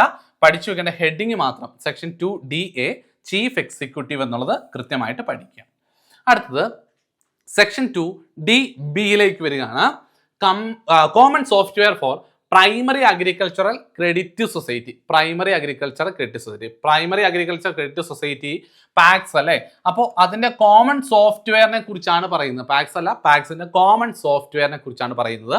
Means an effective software solution that covers the complete day to day function of a primary agriculture credit society through a centralised. നമുക്കറിയാം സോഫ്റ്റ്വെയറിനെ കുറിച്ചൊക്കെ നിങ്ങൾക്ക് ഒരു ക്ലാസ് ഉണ്ട്, അതുകൊണ്ട് ഞാൻ അതിലേക്ക് കടക്കുന്നില്ല. അപ്പോൾ ഓഡിറ്റിങ്ങിന് വേണ്ടി പ്രത്യേക സോഫ്റ്റ്വെയർ വരുന്നുണ്ട്. അപ്പോൾ പാക്സുമായി ബന്ധപ്പെട്ടിട്ടുള്ള എല്ലാ ആക്ടിവിറ്റിയും ഡേ ടു ഡേ ആക്ടിവിറ്റീസിനെ റെക്കോർഡ് ചെയ്യുന്ന അല്ലെങ്കിൽ സൂക്ഷിക്കുന്ന സോഫ്റ്റ്വെയർ വരുന്നതുമായി ബന്ധപ്പെട്ടിട്ടാണ് സെക്ഷൻ 2DB ഉൾപ്പെട്ട് പറയുന്നത്. സെക്ഷൻ 2DB എന്താണ്? കോമൺ സോഫ്റ്റ്വെയർ ഫോർ പാക്സുമായി ബന്ധപ്പെട്ട കോമൺ സോഫ്റ്റ്വെയർ ആണ് സെക്ഷൻ 2DB എന്നുള്ളത് കൃത്യമായിട്ട് പഠിച്ചു വെക്കുക. ഇനി അടുത്തത് സെക്ഷൻ 2DCയിലേക്ക് വന്നു. കൺസോഷ്യം. എന്താണ് കൺസോഷ്യം? ഇതും പഠിക്കണം. ഈ സെക്ഷൻ ഹെഡിങ് നേരിട്ട് ചോദിക്കാൻ സാധ്യതയുണ്ട്. സെക്ഷൻ 2DC കൺസോഷ്യം നോക്കാം. Means A formal association of cooperative society formed based on common objective four establishing. അപ്പോൾ ഓർത്ത് വയ്ക്കാം, ഇതൊരു ഫോമൽ അസോസിയേഷൻ ആണ്. എന്തിനു വേണ്ടി രൂപീകരിക്കപ്പെട്ടിട്ടുള്ളതാണ്? ഇതൊരു കോമൺ ഒബ്ജക്റ്റീവിന്, ഒരു പൊതു താല്പര്യാർത്ഥം അല്ലെങ്കിൽ ഒരു പൊതുവായ ഒരു ലക്ഷ്യത്തിന് വേണ്ടി തയ്യാറായിട്ടുള്ള ഒരു ഫോമൽ അസോസിയേഷൻ ആണ് കൺസോഷ്യം എന്ന് പറയുന്നത്. For establishing a new entity for raising fund for providing financial assistance for public purpose with approval of state government. അപ്പോൾ പബ്ലിക് പർപ്പസിന് വേണ്ടി അല്ലെങ്കിൽ പൊതുവായിട്ടുള്ള അല്ലെങ്കിൽ സൊസൈറ്റിക്ക് വേണ്ടിയുള്ള ഒരു പർപ്പസിന് വേണ്ടി ആ ഫണ്ട് റേസ് ചെയ്ത് അവർക്കൊരു ഫിനാൻഷ്യൽ അസിസ്റ്റൻസ് കൊടുക്കുക എന്നുള്ള ലക്ഷ്യത്തോടു കൂടി വരുന്ന ഒരു ഫോർമൽ അസോസിയേഷനെയാണ് നമ്മൾ കൺസോഷ്യം കൊണ്ട് ഉദ്ദേശിക്കുന്നത്. കൺസോഷ്യം എൻഡ് സ്കീം ഒക്കെ വേറെയാണ്, ഇതുമായിട്ട് കൂട്ടിക്കുഴച്ച് കൺഫ്യൂഷൻ ആവാൻ നിൽക്കണ്ട. വിത്ത് അപ്രൂവൽ ഓഫ് സ്റ്റേറ്റ് ഗവൺമെന്റ്. ആരുടെ അപ്രൂവൽ? State government. ചോദ്യം വരുന്നത് ഒരു പക്ഷെങ്കിൽ ആരുടെ അപ്രൂവൽ ആണ് വേണ്ടിയതെന്നായിരിക്കാം. രജിസ്ട്രാർ എന്നൊക്കെ പെട്ടെന്ന് മനസ്സിലേക്ക് ഓടി വരാൻ സാധ്യതയുണ്ട്, തെറ്റിദ്ധരിക്കേണ്ട. രജിസ്ട്രാർ അല്ല, approval of the state government. അപ്പൊ കൺസോഷ്യത്തിന് അപ്രൂവൽ കൊടുക്കുന്ന ആരാണെന്ന് ചോദിച്ചാൽ നിങ്ങൾ പെട്ടെന്ന് ഉത്തരം പറഞ്ഞുകൊള്ളുക. സ്റ്റേറ്റ് ഗവൺമെന്റ് ആണ് സാറേ അതിന് അപ്രൂവൽ കൊടുക്കുന്നതെന്ന് പറയുക. അടുത്തതിലേക്ക് പോകുന്നു. Section 2E. എന്താണ്? സെക്ഷൻ 2Eയിലേക്ക് കടക്കാണ്. കമ്മിറ്റി. ഈ കമ്മിറ്റി, ഈ കണ്ടോ, ഈ കമ്മിറ്റി, ഈ ആ വാചകം നിങ്ങളുടെ മനസ്സിലേക്ക് വരണം. Section 2E committee means the governing body of a cooperative society by whatever name called to which the management affair of society is entrusted. അതായത് എന്താണ് കമ്മിറ്റി എന്ന് പറഞ്ഞാൽ ഭരണസമിതി, ഒറ്റ വാക്കിൽ പറഞ്ഞു എന്ന് പറഞ്ഞാൽ കോഓപ്പറേറ്റീവ് സൊസൈറ്റിയിലെ മെമ്പേഴ്സ് എല്ലാവരും കൂടെ വോട്ട് ചെയ്ത് സെലക്ട് ചെയ്യുന്ന, അല്ലെങ്കിൽ വോട്ട് ചെയ്ത് എലക്ട് ചെയ്യുന്ന ആ ഭരണസമിതിയാണ് നമ്മുടെ കമ്മിറ്റി. അതായത് ആ സൊസൈറ്റിയുടെ ഡേ ടു ഡേ ആക്ടിവിറ്റീസിനെ കൺട്രോൾ ചെയ്യാൻ, സൊസൈറ്റിയെ ഭരിക്കാൻ, സൊസൈറ്റിയെ കൺട്രോൾ ചെയ്യാൻ, നിയന്ത്രിക്കുവാൻ, വർക്കുകളെ കൃത്യമായി മുന്നോട്ട് കൊണ്ടുപോകാൻ വരുന്ന ഭരണസമിതിയാണ് കമ്മിറ്റി എന്ന് പറയുന്നത്. ആ കമ്മിറ്റിയിൽ പ്രസിഡന്റ്, വൈസ് പ്രസിഡന്റ് ഒക്കെ വരുന്നത് കേട്ടോ. സെക്രട്ടറി ഒന്നുമല്ല, നമ്മൾ ഇലക്ഷനിലൂടെ വരുന്നവരെയാണ് കമ്മിറ്റി അംഗങ്ങൾ എന്ന് പറയുന്നത്. നിങ്ങൾക്കറിയാം, ഒരു പ്രൈമറി സംഘമാണെങ്കിൽ 7 മുതൽ 15 അംഗങ്ങൾ വരെയും, അതിലേക്ക് മുകളിലേക്ക് പോയി കഴിഞ്ഞാൽ അപ്പക്സിലൊക്കെ 7 മുതൽ 21 അംഗങ്ങൾ വരെയാണ് കമ്മിറ്റിയിലേക്ക് വരുന്നതെന്നൊക്കെ നിങ്ങൾക്ക് അറിയാവുന്ന കാര്യമാണ്. അപ്പോൾ ഒരു ഗവേണിംഗ് ബോഡി മീൻസ് ഗവേണിംഗ് ബോഡിയാണ്. അപ്പോൾ ഇവിടെ തെറ്റിദ്ധരിക്കരുത്, ഇതൊരു ഫൈനൽ അതോറിറ്റി ആണെന്ന് ഓർക്കരുത്. ഫൈനൽ അതോറിറ്റി എന്ന് പറഞ്ഞാൽ ജനറൽ ബോഡിയാണ്, പക്ഷേ ഇവർ ഗവേണിംഗ് ബോഡിയാണ്. ഗവേണിംഗ് ബോഡി എന്ന് പറഞ്ഞാൽ നിയന്ത്രിക്കുന്ന ഒരു ബോഡിയാണ് ഈ കമ്മിറ്റി എന്ന് പറയുന്നത്. കോഓപ്പറേറ്റീവ് സൊസൈറ്റി അതിനെ വാട്ട് എവർ നെയിം, എന്ത് പേര് വിളിച്ചാലും ആ കമ്മിറ്റി എന്ന് പറഞ്ഞാൽ അങ്ങനെ നിലവിൽ വരുന്നവരെയാണ് നമ്മൾ കമ്മിറ്റി അംഗങ്ങൾ, മാനേജ്മെന്റ് അംഗങ്ങൾ എന്ന് പറയാറുള്ളത് എന്നുള്ളത് ഓർത്ത് വയ്ക്കുക. അടുത്തതിലേക്ക് പോവാണ്. Section 2EA. എന്താണ്? സെക്ഷൻ 2EAയിലേക്കാണ് കടക്കുന്നത്. Cooperative arbitration court. അത് വിശദമായിട്ട് പഠിക്കേണ്ട ഒന്നാണ്. ആർബിട്രേഷൻ കോർട്ട് നമ്മുടെ ഒരു കോടതിയാണ്. അതെന്താണെന്നുള്ളത് വിശദമായ വിവരങ്ങൾ പറയുന്നത് സെക്ഷൻ 70A. ഒരു കാര്യം ഞാൻ വ്യക്തമായിട്ട് നിങ്ങളോട് പറയാം, ഈ ഡെഫിനിഷൻസ് ഉള്ളിൽ പറയുന്ന സെക്ഷൻസ് നേരിട്ട് ചോദ്യം വരുന്നതാണ്, കൃത്യമായിട്ട് ഓർക്കുക. അപ്പോൾ സെക്ഷൻ 70A എന്ത്, അല്ലെ ആർബിട്രേഷൻ കോർട്ടുമായി ബന്ധപ്പെട്ട സെക്ഷൻ ഏത്, അപ്പോൾ അത് കൃത്യമായിട്ട് പഠിക്കണം. സർക്കിൾ കോഓപ്പറേറ്റീവ് യൂണിയൻ നമ്മൾ ഇതിനു മുന്നേ പഠിച്ചു. സർക്കിൾ കോഓപ്പറേറ്റീവ് യൂണിയൻ CCU എന്ന് പറയുന്നത് സെക്ഷൻ 88 ആണ്. ഇത് ഓർത്തിരിക്കാനായിട്ട് എല്ലാം സർക്കിൾ ആണെന്ന് ഓർത്താലും മതി. സർക്കിൾ എല്ലാ സർക്കിളും കൂടെ ചേർന്നാൽ 88 circle cooperative union. State cooperative union തൊട്ടടുത്ത സെക്ഷനാണ്. അപ്പോൾ അങ്ങനെ ഓർത്തിരിക്കാനായിട്ട് നിങ്ങൾക്ക് പറ്റും കേട്ടോ. അപ്പോൾ cooperative arbitration court section 70A ആണെന്ന് പഠിച്ചു വെക്കുക. EB സെക്ഷൻ 2EBയിലേക്ക് പോവാണ്. Consortium lending scheme means consortium lending scheme framed under section 57C പഠിച്ചു വെക്കണം. 57ABC വളരെ പ്രധാനപ്പെട്ടതാണ്. ഇത് നേരിട്ട് ചോദ്യം വരുന്നതാണ്. 57C എന്താണെന്ന് വിശദമായി വരും പിന്നീട് നമ്മൾ പഠിക്കുന്നുണ്ട്. ഇതിന്റെ ഡെഫിനിഷൻ മാത്രം ഓർത്ത് വയ്ക്കുക. ഈ ബി ആണ് കൺസോർഷ്യം ലെൻഡിങ് സ്കീം. ഇനി ഈ സിയിലേക്ക് ആണ് cooperative development and welfare fund. വളരെ പ്രധാനപ്പെട്ടതാണ് cooperative development and welfare fund എന്ന് പറയുന്നത്. അത് സെക്ഷൻ 57A പറയുന്നത്. അതും നമ്മൾ വിശദമായിട്ട് പഠിക്കും. ഇപ്പോൾ ഡെഫിനിഷൻ പഠിക്കുക. സെക്ഷൻ 2EC ആണ് cooperative development and welfare fund board എന്ന് പറയുന്നത്, വെൽഫെയർ ഫണ്ട്. ഇനി ഈ CCയിലേക്ക് വരികയാണ്. സെക്ഷൻ 2ECCയിലേക്ക് വന്ന കോഓപ്പറേറ്റീവ് ഓംബുഡ്സ്മാനെ കുറിച്ചാണ് പഠിക്കുന്നത്. നിങ്ങൾക്കറിയാം ബാങ്കിങ് ഓംബുഡ്സ്മാൻ ഉണ്ട്, ഇപ്പം ഇന്റഗ്രേറ്റഡ് ഓംബുഡ്സ്മാൻ ആണ് എന്നതുപോലെ സഹകരണത്തിനുമുണ്ട്, അത് കോഓപ്പറേറ്റീവ് ഓംബുഡ്സ്മാൻ ആണ്. ഓക്കെ ആണോ? പഠിച്ചു വെക്കുക. കോഓപ്പറേറ്റീവ് ഓംബുഡ്സ്മാൻ ആണ് വരുന്നത്. Means the person or persons appoint under subsection 2 or section 69A ആണ് കേട്ടോ. കേരള ബാങ്ക് ഇപ്പോൾ നേരെ ഇന്റഗ്രേറ്റഡ് ഓംബുഡ്സ്മാനിലേക്ക് മാറ്റിയിട്ടുണ്ടെന്നുള്ള കാര്യം ഓർത്ത് വെക്കുക. കോഓപ്പറേറ്റീവ് ഓംബുഡ്സ്മാൻ ആയിരുന്നു. അപ്പോൾ കോഓപ്പറേറ്റീവ് ഓംബുഡ്സ്മാൻ എന്ന് പറഞ്ഞു കഴിഞ്ഞാൽ സെക്ഷൻ 69A കൃത്യമായിട്ട് അത് പറയുന്നത്. അതുപോലെ തന്നെ പേഴ്സൺ അപ്പോയിന്റ് ചെയ്യുന്ന പറയുന്നത് സബ്സെക്ഷൻ 2 അപ്പോൾ 69A സബ്സെക്ഷൻ 2 ഓംബുഡ്സ്മാൻ അപ്പോയിന്റ് ചെയ്യുന്ന കാര്യം പറയുന്നത്. സഹകരണ ഓംബുഡ്സ്മാൻ സെക്ഷൻ 69A പറയുന്നത്. ഓക്കെ ആണോ? സെക്ഷൻ 69A കോഓപ്പറേറ്റീവ് ഓംബുഡ്സ്മാനെ കുറിച്ച് പറയുന്നത് കേട്ടോ. അപ്പോൾ നിങ്ങൾക്ക് വളരെ പ്രധാനപ്പെട്ടാണ് 69A 70A ഒക്കെ നിങ്ങൾ പഠിക്കേണ്ടതാണ്. അതിലേക്ക് വരുമ്പോൾ നിങ്ങൾക്ക് അതിന്റെ ഇമ്പോർട്ടൻസ് മനസ്സിലാക്കി പഠിക്കുക. 2010 മുതൽ ഓംബുഡ്സ്മാൻ വന്നു എന്നൊക്കെ പറഞ്ഞ് നമ്മൾ പഠിക്കുന്നുണ്ട്. അടുത്തത് 2ECC 3C ഉണ്ട്. CECC. ഓക്കെ മക്കളെ, ECCC 3C ഉണ്ടേ, പഠിക്കണം. സെക്ഷൻ 2ECCC ആണ് പഠിക്കുന്നത്. സെക്ഷൻ 2ECC പഠിച്ചു, ഓംബുഡ്സ്മാൻ ആണ് പറഞ്ഞത്. 3C വരുമ്പോൾ കോഓപ്പറേറ്റീവ് പ്രിൻസിപ്പിൾസ് ആണ്. Means cooperative principles listed in schedule 2 നമ്മൾ പഠിച്ചാണ്. 7 കോഓപ്പറേറ്റീവ് പ്രിൻസിപ്പിൾസിനെ കുറിച്ച് നമ്മൾ ഷെഡ്യൂൾ 2 പറഞ്ഞ schedule 1, schedule 2, schedule 3, appendix 1, appendix 2, appendix 3 വളരെ പ്രധാനപ്പെട്ടതാണെന്ന് പറഞ്ഞ് ഞാൻ പഠിപ്പിച്ചതായതുകൊണ്ട് പ്രത്യേകം ശ്രദ്ധിക്കുക, തെറ്റിപ്പോവല്. അടുത്തത് ED കടന്നു വരികയാണ്. എന്താ ED എന്ന് പറഞ്ഞാൽ ഞാൻ നിങ്ങളുടെ മനസ്സിലേക്ക് ED എന്ന് പറയുമ്പോൾ ഒറ്റ കാര്യം ഓർക്കാം.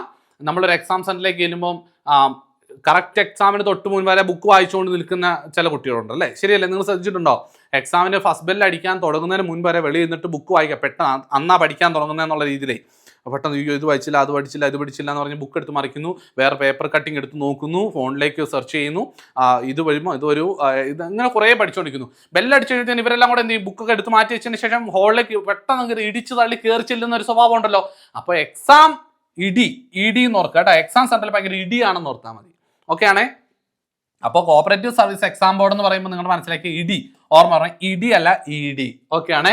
ED സെക്ഷൻ 2ED ഞാനിത് പറഞ്ഞു തരുന്നത് നിങ്ങളുടെ മനസ്സിൽ നിൽക്കാനായിട്ടാണ് കേട്ടോ. സെക്ഷൻ 2ED എന്ന് പറഞ്ഞാൽ കോഓപ്പറേറ്റീവ് സർവീസ് എക്സാമിനേഷൻ ബോർഡാണ്. Means the cooperative service exam board constitute under section 80B. Section 80B പ്രകാരം കോൺസ്റ്റിറ്റ്യൂട്ട് ചെയ്തിട്ടുള്ള നിലവിൽ വന്നിട്ടുള്ളതാണ് എക്സാം ബോർഡ്. അപ്പോൾ 80B പഠിച്ചു വെക്കുക. എക്സാം ബോർഡിനെ കുറിച്ചാണ് പറയുന്നത്. അടുത്തത് സെക്ഷൻ 2F ആണ് cooperative society or society. Cooperative society അല്ല സൊസൈറ്റി എന്ന് പറഞ്ഞാൽ means cooperative society registered or deemed registered under this act. ഈ ആക്ട് പ്രകാരം രജിസ്റ്റർ ചെയ്യപ്പെട്ടു എന്ന് കരുതപ്പെടുന്നു അല്ലെങ്കിൽ രജിസ്റ്റർ ചെയ്യുന്നതായിട്ടുള്ള സംഘങ്ങളെയാണ് കോഓപ്പറേറ്റീവ് സൊസൈറ്റി അല്ലെങ്കിൽ സൊസൈറ്റി എന്നുകൊണ്ട് ഉദ്ദേശിച്ചത്. അല്ലാതെ സൊസൈറ്റി എന്ന് കാണുമ്പോഴേ നിങ്ങൾ വേറൊന്നും മനസ്സിലോർക്കേണ്ട. നമ്മുടെ നിയമപ്രകാരം രജിസ്റ്റർ ചെയ്തതിനാണ് ഈ സൊസൈറ്റി എന്ന് നമ്മുടെ നിയമത്തിൽ പറയുന്നത്. അടുത്തത് Gയിലേക്ക് പോവാണ്. Cooperative society with limited liability. എന്താണ് cooperative society with limited liability എന്ന് പറഞ്ഞാൽ? Means a society which liability of its members of the ഡെപ്റ്റ് of society in the event of being wound up is limited to by the bylaw. അതായത് എന്താ liability limited എന്നൊക്കെ അറിയാം. നമുക്കറിയാം 1969 നമ്മുടെ നിയമം വരുന്നത്. 1969 അതിനുശേഷമുള്ളതെല്ലാം ലിമിറ്റഡ് ലൈബിലിറ്റി സംഘങ്ങൾ മാത്രമേ പറ്റുകയുള്ളൂ. അതിനുശേഷം രജിസ്റ്റർ ചെയ്യുന്ന സംഘങ്ങളെല്ലാം ലിമിറ്റഡ് ലൈബിലിറ്റി ആയിരിക്കണം. പക്ഷെ അതിനു മുൻപ് ലിമിറ്റഡ് സംഘങ്ങളും അൺലിമിറ്റഡ് സംഘങ്ങളും ഉണ്ടായിരുന്നു. ക്ലിപ്ത സംഘങ്ങളും ക്ലിപ്തരഹിത സംഘങ്ങളും ഉണ്ടായിരുന്നു. അതിന് മുൻപുണ്ടായിരുന്നവർക്ക് അതായത് അൺലിമിറ്റഡ് ലൈബിലിറ്റി ആണെങ്കിൽ തുടർന്ന് അൺലിമിറ്റഡ് ലൈബിലിറ്റി ആയിട്ട് പോരുന്നതിന് യാതൊരു കുഴപ്പവുമില്ല. പക്ഷെ 69 നിയമം വന്നതിന് ശേഷം ഒരിക്കലും അൺലിമിറ്റഡ് ലൈബിലിറ്റി സംഘങ്ങൾ രജിസ്റ്റർ ചെയ്യാൻ കഴിയുന്നില്ല. ലിമിറ്റഡ് ലൈബിലിറ്റി മാത്രമേ പറ്റുള്ളൂ. അതാണ് നിങ്ങൾക്കറിയാം ക്ലിപ്തം നമ്പർ L127 എന്നൊക്കെ പറഞ്ഞ് നിങ്ങൾ കാണാറുണ്ട് അല്ലേ? കോഓപ്പറേറ്റീവ് സൊസൈറ്റി ഇന്ന കോഓപ്പറേറ്റീവ് സൊസൈറ്റി ക്ലിപ്തം ലിമിറ്റഡ് നമ്പറാണ് പറയുന്നത്. എന്താ ലിമിറ്റഡ് എന്ന് പറഞ്ഞു കഴിഞ്ഞാൽ നമുക്കറിയാം നമ്മളൊരു ഷെയർ പർച്ചേസ് ചെയ്ത് കഴിഞ്ഞാൽ നമ്മൾ ആ ഷെയർ പർച്ചേസ് ചെയ്ത് ആ സൊസൈറ്റിയുമായിട്ട് നമുക്കൊരു ഉത്തരവാദിത്വമുണ്ട്. ഉദാഹരണം ഞാൻ സൊസൈറ്റിയുടെ കാര്യം മാറ്റിയെടുത്തൊരു ബിസിനസിൻ്റെ കാര്യത്തിലേക്ക് വരാം. ബിസിനസ്സിലാണെങ്കിൽ പോലും നിങ്ങൾക്ക് ഷെയർ പർച്ചേസ് ഇഷ്യൂ ചെയ്യുമ്പോൾ നിങ്ങൾക്കറിയാം ഷെയർ ഇഷ്യൂ ചെയ്യുന്ന എത്ര രീതിയിലാണ് അല്ലെങ്കിൽ ഏതൊക്കെ സ്റ്റേജിലൂടെയാണ്. ഇഷ്യൂഡ് ഷെയർ ക്യാപിറ്റൽ അതായത് ഒരു കോപ്പറേറ്റീവ് സൊസൈറ്റിക്ക് ആകെ സ്വരൂപിക്കാൻ കഴിയുന്ന ഷെയർ ക്യാപിറ്റലിനെ ഓതറൈസ്ഡ് ഷെയർ ക്യാപിറ്റൽ അല്ലെങ്കിൽ നോമിനൽ എന്നൊക്കെ പറയാറുണ്ട്. എന്താണ് ഓതറൈസ്ഡ് ഷെയർ ക്യാപിറ്റൽ എന്ന് പറയാറുണ്ട്? Authorised share capital. Authorised share capital എന്ന് പറഞ്ഞാൽ ടോട്ടൽ ആ സൊസൈറ്റിക്ക് ആകെ സ്വരൂപിക്കാൻ കഴിയുന്ന ഷെയർ ക്യാപിറ്റൽ ആണ് ഓതറൈസ്ഡ് ഷെയർ ക്യാപിറ്റൽ. ഞാൻ ചെറിയൊരു കണക്ക് നിങ്ങൾക്ക് പറയാം. ഉദാഹരണം ഒരു 10,000 രൂപയാണ് ഓതറൈസ്ഡ് ഷെയർ ക്യാപിറ്റൽ എന്നിരിക്കട്ടെ. അപ്പോൾ ആ സൊസൈറ്റി ഇഷ്യൂ ചെയ്യുന്ന, സൊസൈറ്റി എന്ന് വേണ്ട ഒരു ബിസിനസ് സ്ഥാപനമായിക്കോട്ടെ, ഇഷ്യൂ ചെയ്യുന്നത് പബ്ലിക്കിന് വാങ്ങാൻ രീതിയിൽ 8,000 രൂപയുടെ ഷെയർ ആയിരിക്കാം പബ്ലിക് പർച്ചേസ് ചെയ്തോളൂ എന്ന് പറഞ്ഞ് പബ്ലിക്കിന് കൊടുക്കുന്നത്. അപ്പോൾ ഷെയർ എന്ന് പറഞ്ഞാൽ എന്താണ്? പബ്ലിക്കിലേക്ക് ഷെയർ കൊടുത്തിട്ട് അവരുടെ കയ്യിൽ നിന്ന് പൈസ വാങ്ങുകയാണ് ചെയ്യുന്നത്. അപ്പോൾ അവർ പൈസ തന്നു കഴിയുമ്പോൾ ആ പൈസയ്ക്ക് അല്ലെങ്കിൽ അവർ തന്ന ഷെയറിന് അനുപാതികമായിട്ടുള്ള ഇൻട്രസ്റ്റ്, പലിശ കൊടുക്കണം. എന്ന് പറഞ്ഞാൽ ഡിവിഡൻഡ് നമ്മൾ അങ്ങോട്ട് കൊടുക്കണം. അതാണല്ലോ അവർക്ക് കിട്ടുന്ന ഗുണമെന്ന് പറയുന്നത്. അപ്പോൾ ഇഷ്യൂ ചെയ്യുന്ന 8,000 എത്ര വേണമെങ്കിലും പബ്ലിക്കിന് വാങ്ങാൻ പറ്റും. 8,000 രൂപയുടെ ഷെയർ ആർക്ക് വേണമെങ്കിലും വാങ്ങാം. ഇപ്പോൾ ഓരോ രൂപയുടെ ഷെയർ ആയിട്ടോ 10 രൂപയുടെ ഷെയർ ആയിട്ടോ ഡിവൈഡ് ചെയ്താണ് കൊടുക്കുന്നത് കേട്ടോ. ഞാൻ ചെറിയ കണക്ക് പറഞ്ഞുകൊണ്ട് അങ്ങനെ പറയുന്നു. അപ്പോൾ അവർക്ക് എത്ര ഷെയർ വേണമെങ്കിലും പർച്ചേസ് ചെയ്യാൻ പറ്റും. അപ്പോൾ 8,000 ഷെയർ പബ്ലിക്കിന് കൊടുത്താൽ 8,000 പർച്ചേസ് ചെയ്യണം നിർബന്ധമില്ല. അവർ പർച്ചേസ് ചെയ്യുന്ന കുറച്ച് മാത്രമായിരിക്കും. സബ്സ്ക്രൈബഡ് എന്ന് പറഞ്ഞാൽ കുറച്ച് ഷെയർ മാത്രമേ ഉണ്ടാവുള്ളൂ. ഒരു 5,000 ഷെയർ ഒക്കെ പബ്ലിക് പർച്ചേസ് ചെയ്യും എന്ന് നിർബന്ധമുള്ളൂ. അല്ലെങ്കിൽ എല്ലാം പർച്ചേസ് ചെയ്യില്ല. ബാക്കി 3,000 ഷെയർ ഒന്നും പർച്ചേസ് ചെയ്യാൻ നിർബന്ധമില്ല. ഈ സബ്സ്ക്രൈബ് ചെയ്തതിലെ ടോട്ടൽ എമൗണ്ടും അവർ തരണമെന്ന് നിർബന്ധമില്ല. അവർ കടമായിട്ട് വാങ്ങിയിട്ടുണ്ടാവാം. അപ്പോൾ സബ്സ്ക്രൈബ് ചെയ്തതിലെ ടോട്ടൽ എമൗണ്ട് കിട്ടില്ല. പെയ്ഡപ്പ് എന്ന് പറഞ്ഞാൽ ഒരു പക്ഷേങ്കിൽ ഇതിലൊരു 4,000 ഷെയറിന്റെ പൈസയൊക്കെ കൈ കിട്ടും. അല്ലെ 4,000 രൂപയെ ഷെയറിന് പൈസ കൈ കിട്ടുള്ളൂ. 1,000 രൂപ അരിയറായിട്ട് കിടക്കുക. കോഴ്സിന് അരിയറായിട്ട് കിടക്കും 1,000 രൂപ. അത് വൈൻഡപ്പിന്റെ സമയത്ത് വാങ്ങാനായിട്ട് വെക്കുന്ന അങ്ങനെ ചോദ്യം വന്നിട്ടുണ്ടേ. അതായത് കോൾസിനറായിട്ട് കിടക്കുന്ന അത് നമ്മൾ പിന്നെ നോക്കിക്കോളാം. ഇപ്പൊ അതിലേക്ക് പോയ കൺഫ്യൂഷൻ ആവുന്നുണ്ട്, അവിടെ നിർത്തുന്നു. ഓതറൈസ് പറഞ്ഞാൽ 10,000 ടോട്ടൽ ഷെയർ, ഇഷ്യൂ ചെയ്തിരിക്കുന്ന 8,000, പബ്ലിക്കിന് വാങ്ങിയത് 5,000, അതിൽ പൈസ കിട്ടിയത് 4,000. 1,000 രൂപ കിട്ടിയിട്ടില്ല. അത് വൈൻഡപ്പിന്റെ സമയത്ത് വാങ്ങാൻ വേണ്ടി മാറ്റി വെച്ചിട്ടുള്ളതാണ് ഈ പറയുന്ന അരിയറായിട്ടിരിക്കുന്ന എമൗണ്ട് എന്നുള്ളത് ഓർത്ത് വെച്ചാൽ മതി. അപ്പോൾ പെയ്ഡപ്പ് ഇപ്പം നിങ്ങൾ ഓർത്ത് വെക്കുക മക്കളെ, 100 രൂപയുടെ 400 ഷെയർ ആണെന്ന് ഓർത്തിരുന്നാൽ, അത് 40 ഷെയർ ആണെന്ന് ഓർത്തിരുന്നാൽ മതി. ഇപ്പം ഞാൻ ഉദാഹരണം പറയുന്നു, ഒരു 100 രൂപയുടെ ഷെയർ ആയിട്ടാണ് ഇതിനെ ഡിവൈഡ് ചെയ്യുന്നത്. 100 രൂപയുടെ ഷെയർ ആണ്. ഞാൻ വ്യക്തിയായിട്ടുള്ള ഞാൻ ഒരു 10 ഷെയർ വാങ്ങിയിട്ടുണ്ട് എന്ന് കരുതുക. 10 ഷെയർ, അതായത് 1,000 രൂപയുടെ ഷെയർ ഞാൻ പർച്ചേസ് ചെയ്തിട്ടുണ്ട്. ഓക്കെ, ഇതൊരു കമ്പനിയാണ് കേട്ടോ, ബിസിനസ് സ്ഥാപനമാണേ. 1,000 രൂപ ഷെയർ ഞാൻ വാങ്ങിയിട്ടുണ്ട്. ഇത് അൺലിമിറ്റഡ് ലയബിലിറ്റി, ഒരു രജിസ്റ്റർ ചെയ്ത് അൺലിമിറ്റഡ് ലയബിലിറ്റിയിലുള്ള ഒരു ബിസിനസ് സ്ഥാപനമാണെങ്കിൽ അതിൻ്റെ അർത്ഥം എന്താണെന്നറിയോ? 1,000 രൂപ ഷെയർ ഞാൻ വാങ്ങിയിട്ടുണ്ട്, ഞാൻ പൈസ കമ്പനിക്ക് കൊടുത്തിട്ടുണ്ട്.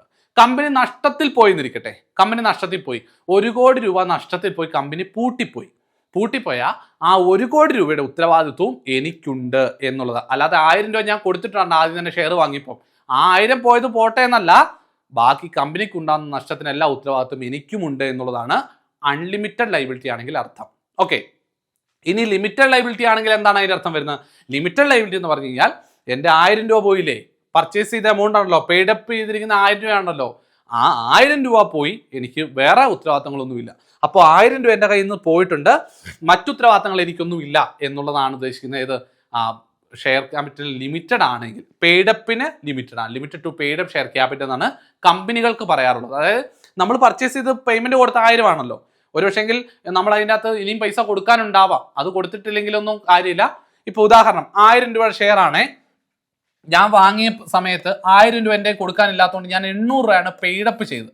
അപ്പോൾ 1,000 രൂപ സബ്സ്ക്രൈബ്ഡ് ആണ്, 800 രൂപയാണ് പെയ്ഡപ്പ്, ഞാൻ 800 രൂപ കൊടുത്തിട്ടുള്ളൂ കമ്പനിക്ക്. അപ്പോൾ പെയ്ഡപ്പ് ക്യാപിറ്റലിനായിരിക്കും, കമ്പനിയെ അടിസ്ഥാനപ്പെടുത്തി പറഞ്ഞാൽ limited to the paid up share capital ആണ്. അതായത് എൻ്റെ 800 രൂപ ഞാൻ ആദ്യം കൊടുത്തല്ലോ, കമ്പനി ലോസിൽ പോയി ആ 800 രൂപ പോയത് പോട്ടെ, 200 കൊടുക്കാനുള്ളത് ഞാൻ കൊടുക്കില്ല. പെയ്ഡപ്പ് ആണ് എൻ്റെ ലോസ്, മനസ്സിലായോ? ആ പെയ്ഡപ്പ് ഉള്ള എമൗണ്ട് മാത്രമാണ് എനിക്ക് ലോസ് എന്നുള്ള കമ്പനി. പക്ഷേ സഹകരണ നിയമത്തിൽ അങ്ങനല്ല, ശരിക്കും അത് സബ്സ്ക്രൈബ്ഡ് ആണ് സഹകരണ നിയമപ്രകാരം. അതായത് നമ്മൾ 200 കൂടെ കൊടുക്കാനുണ്ട്. സൊസൈറ്റിയുടെ കാര്യത്തിലേക്ക് വരികയാണ്, ഇനി 200 സൊസൈറ്റി അങ്ങോട്ട് കൊടുക്കാനുണ്ട്. എന്തെങ്കിലും നഷ്ടം വന്നാൽ 200 കൂടെ കൊടുക്കാനുള്ള ഉത്തരവാദിത്തം എനിക്കുണ്ട്. ബാക്കിയുള്ള എമൗണ്ട് ഞാൻ കൊടുക്കണ്ട. കമ്പനി 1 കോടി നഷ്ടം, അല്ല സൊസൈറ്റി 1 കോടിയോ 10 കോടിയോ നഷ്ടപ്പോൾ എനിക്ക് കുഴപ്പമില്ല, ഞാൻ കൊടുക്കാനുള്ള 200 കൂടെ ഞാൻ കൊടുക്കണം എന്നാണ് നിയമം പറയുന്നത്. ഇങ്ങനൊരു ചോദ്യം ഒരു തവണ ചോദിച്ചിട്ട് ആ ചോദ്യം ക്യാൻസൽ ആക്കിയിട്ടുണ്ട്. കാരണം അവർക്ക് തന്നെ കൺഫ്യൂഷൻ ആയതുകൊണ്ടായിരിക്കാം. ഇത് paid up to limited to subscribed ആണോ പെയ്ഡപ്പ് ആണോ എന്നൊരു സംശയം വന്നു കാണും. ബിസിനസ്സിനെ വെച്ച് നോക്കിയാൽ ലിമിറ്റഡ് ടു പെയ്ഡപ്പ് ആണ്, എന്നാൽ സൊസൈറ്റിയെ വെച്ച് നോക്കിയാൽ ലിമിറ്റഡ് ടു സബ്സ്ക്രൈബ്ഡ് ആണ് ശരിയായി വരേണ്ട ഉത്തരം. അത് നിയമത്തിൽ പറയുന്നുണ്ട്, നോക്കാം. ലിമിറ്റഡ് എത്രത്തോളം ലിമിറ്റഡ് ആയിരിക്കും? To the amount if any unpaid, കണ്ടോ നമ്മൾ ഏതെങ്കിലും അൺപെയ്ഡ് ആയിട്ട് 200 അൺപെയ്ഡ് കൊടുത്തില്ലോ, അതും നമ്മൾ കൊടുക്കണം. അതിനും കൂടെ ഉത്തരവാദിത്തമുണ്ട്. If unpaid on share respectively held by them, കണ്ടോ അവർ വാങ്ങിയിട്ടുള്ളതിനും കൂടെ നിയമാനുസൃതമായിട്ട് നമ്മൾ കൊടുക്കേണ്ട ഉത്തരവാദിത്തമുണ്ട്. To such amount as they may be respectively undertaken to contribute asset of society, society കൊടുക്കാവുന്ന ഞാൻ വേറെ എന്തെങ്കിലും എമൗണ്ട് പറഞ്ഞിട്ടുണ്ടെങ്കിൽ അതും ഞാൻ കൊടുക്കേണ്ടതായിട്ടുണ്ട് എന്നാണ് ഇവിടെ പറയുന്നത്. ക്ലിയർ? അടുത്തത് എച്ച്, കോപ്പറേറ്റീവ് സൊസൈറ്റി വിത്ത് അൺലിമിറ്റഡ് ലയബിലിറ്റി. അപ്പോൾ ലിമിറ്റഡ് മനസ്സിലായ പിന്നെ അൺലിമിറ്റഡ് പറയേണ്ട കാര്യമില്ല, വേഗം മനസ്സിലാവും. Means a society the members of which are in the event of its bond of jointly and severally liable for and respect of its obligation and to contribute in deficit asset of society. അതായത് സൊസൈറ്റിക്ക് വരുന്നതിനെല്ലാം കൂട്ടുത്തരവാദിത്വവും സെവർലി and jointly liable ആണ് കേട്ടോ. പഠിച്ചു വയ്ക്കുക, കൂട്ടുത്തരവാദിത്തമാണ്. നമുക്ക് നഷ്ടം എത്രത്തോളം വന്നാൽ അതിന്റെ ഉത്തരവാദിത്വം മുഴുവൻ നമുക്കുമുണ്ട് എന്നുള്ളതാണ് ഉദ്ദേശിക്കുന്നത്. ഇനി H A, deposit guarantee scheme. 57 ബിയിൽ അത് കൃത്യമായിട്ട് പറയുന്നുള്ളത് കൊണ്ട് ഞാൻ വേഗം പോകാം. 57 ബിയിൽ പറഞ്ഞിട്ടുണ്ട് ഡെപ്പോസിറ്റ് ഗ്യാരണ്ടി സ്കീം. DICGC സാധാരണ കൊമേഴ്ഷ്യൽ ബാങ്കുകൾക്ക് ഡെപ്പോസിറ്റ് കൊടുക്കുന്ന guarantee deposit insurance and credit guarantee corporation 1978 വന്ന സ്ഥാപനമായിട്ട് DICGC വഴിയാണ് കൊടുക്കുന്നത്. അത് നിങ്ങളൊന്ന് ഓർത്ത് വെച്ചാൽ മതിയേ. ഇനി അടുത്ത DCA, director of cooperative audit. ആരാണ് DCA?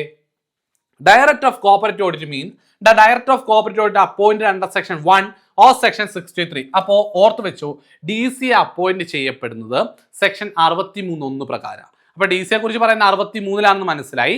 63(1) ഈ DCA ഗവൺമെന്റ് അപ്പോയിന്റ് ചെയ്യുന്നതിനെ കുറിച്ച് പറയുന്നത്. Subsection 1, section 63, an office who all or any of the powers of DCA may be delegated by the government by general or special order under section 63 subsection 3. അപ്പോൾ DCA എന്ന് പറഞ്ഞ ഒരു വ്യക്തിയുണ്ട്, DCA appoint ചെയ്യുന്നത് 63(1) പ്രകാരമാണ്. ഇനി ഇതേ DCAയുടെ അധികാരങ്ങൾ മറ്റുള്ളവർക്ക് ചിലർക്ക് ഈ അധികാരങ്ങളെ വിഭജിച്ചു കൊടുക്കുന്നുണ്ട്, നമ്മൾ പഠിക്കും. അതിന് താഴെ വരുന്നവർക്ക് അത് ഗവൺമെന്റ് കൊടുക്കുന്നത് സെക്ഷൻ 63(3) പ്രകാരമാണ്, 2 പ്രകാരമല്ല. 63(3) പ്രകാരം. രജിസ്ട്രാറെ അപ്പോയിന്റ് ചെയ്യുന്ന സെക്ഷൻ 3(1) പ്രകാരവും രജിസ്ട്രാർ അധികാരങ്ങളെ വിഭജിച്ചു കൊടുക്കുന്ന സെക്ഷൻ 3(2) പ്രകാരവുമാണ്. ഒന്നുകൂടെ പറയാം, RCSന്റെ അധികാരം പറയുന്നത് RCSനെ അപ്പോയിന്റ് ചെയ്യുന്നത് 3(1) പ്രകാരം അപ്പോയിന്റ് ചെയ്യുന്നത്. ഇവിടെ DCAനെ അപ്പോയിന്റ് ചെയ്യുന്നത് സെക്ഷൻ 63(1) പ്രകാരം. അതിനകത്ത് വ്യത്യാസമില്ല, 3(1) 63(1). RCS ഇത് DCA ആണ് കേട്ടോ, DCA. ഇനി RCSന്റെ അധികാരങ്ങളെ വിഭജിച്ചു കൊടുക്കുന്നത് 3(2) പ്രകാരവും DCAയുടെ കാര്യങ്ങൾ 3 പ്രകാരവുമാണ്. 63(3) പ്രകാരമാണ് DCAയുടെ അധികാരങ്ങളെ വിഭജിച്ചു കൊടുക്കുന്നത്. തെറ്റിപ്പോവാതെ പഠിക്കുക. അടുത്തത് ഡിസ്പ്യൂട്ടിലേക്ക് കടക്കാണ്. ഡിസ്പ്യൂട്ട് എന്താ? Dispute means any matter touching the business constitution establishment or management. അതായത് ഒരു ഡിസ്പ്യൂട്ട്, ഒരു തർക്കം എന്ന് പറഞ്ഞാൽ വെറുതെ ഒരു തർക്കം എന്ന് പറയാൻ പറ്റില്ല. നമ്മുടെ ബിസിനസ്സിനെയോ നമ്മുടെ കോൺസ്റ്റിറ്റ്യൂഷനെയോ നമ്മുടെ എസ്റ്റാബ്ലിഷ്മെന്റിനോ നമ്മുടെ മാനേജ്മെന്റിനോ ഏതെങ്കിലും ബാധിക്കുന്ന തരത്തിലുള്ള ചർച്ചകളെയാണ് അല്ലെങ്കിൽ അത്തരത്തിലുള്ള കോൺഫ്ലിക്റ്റുകളാണ് ഡിസ്പ്യൂട്ട് എന്ന് പറയാൻ സാധിക്കുന്നത്. Of a society capable of being subject to the litigation and includes a claim in respect of any sum payable to or by the society whenever such claim be admitted or not. അതായത് ഒരു തുക കൊടുക്കാനോ വാങ്ങാനോ സൊസൈറ്റിയുമായി ബന്ധപ്പെട്ടോ ഇത്തരത്തിൽ ഏതെങ്കിലും കാര്യങ്ങളുമായി ബന്ധപ്പെട്ട് വരുന്നതിനെയാണ് dispute എന്ന് പറയുന്നത് എന്നുള്ളത് കൃത്യമായിട്ട് പഠിച്ചു വയ്ക്കുക കേട്ടോ. അപ്പോൾ ഇത്തരത്തിലുള്ള കാര്യങ്ങളാണ്. ഇനി നമ്മൾ അടുത്തതിലേക്ക് പോകുന്നത് IA, ഡിസ്ട്രിക്ട് കോഓപ്പറേറ്റീവ് ബാങ്ക് മുതലാണ്. ഇത് നിങ്ങൾക്ക് കൃത്യമായിട്ട് പഠിക്കേണ്ടതാണ്. അത് നമുക്ക് അടുത്ത ക്ലാസ്സിൽ നിങ്ങൾക്ക് എടുക്കുന്നതായിരിക്കും. അപ്പോൾ ഇതുവരെയുള്ളത് കൃത്യമായിട്ട് നിങ്ങൾ പഠിക്കുക, കൃത്യമായിട്ട് നോട്ട് എഴുതിയെടുക്കുക, പറഞ്ഞിരിക്കുന്ന എക്സ്ട്രാ പോയിന്റുകൾ കുറിച്ച് വെച്ച് കൃത്യമായിട്ട് പഠിക്കുക. അപ്പോൾ അടുത്ത ക്ലാസ്സിലേക്ക് വരുമ്പോൾ ഇത് പഠിച്ച് പൂർത്തിയാക്കിയതിന് ശേഷം വരണം, ഒരു ചോദ്യം പോലും വിട്ടു പോകല്ല. ഇതിന്നും ചോദ്യം വന്നാൽ മാർക്ക് വാങ്ങിയിട്ടുണ്ടാവണം കേട്ടോ. അപ്പോൾ അതുപോലെ നിങ്ങൾ പഠിക്കുക. അപ്പോൾ അടുത്ത ക്ലാസ്സിൽ കാണുന്നവരെ it's me Jaise signing off. God bless you all and thank U.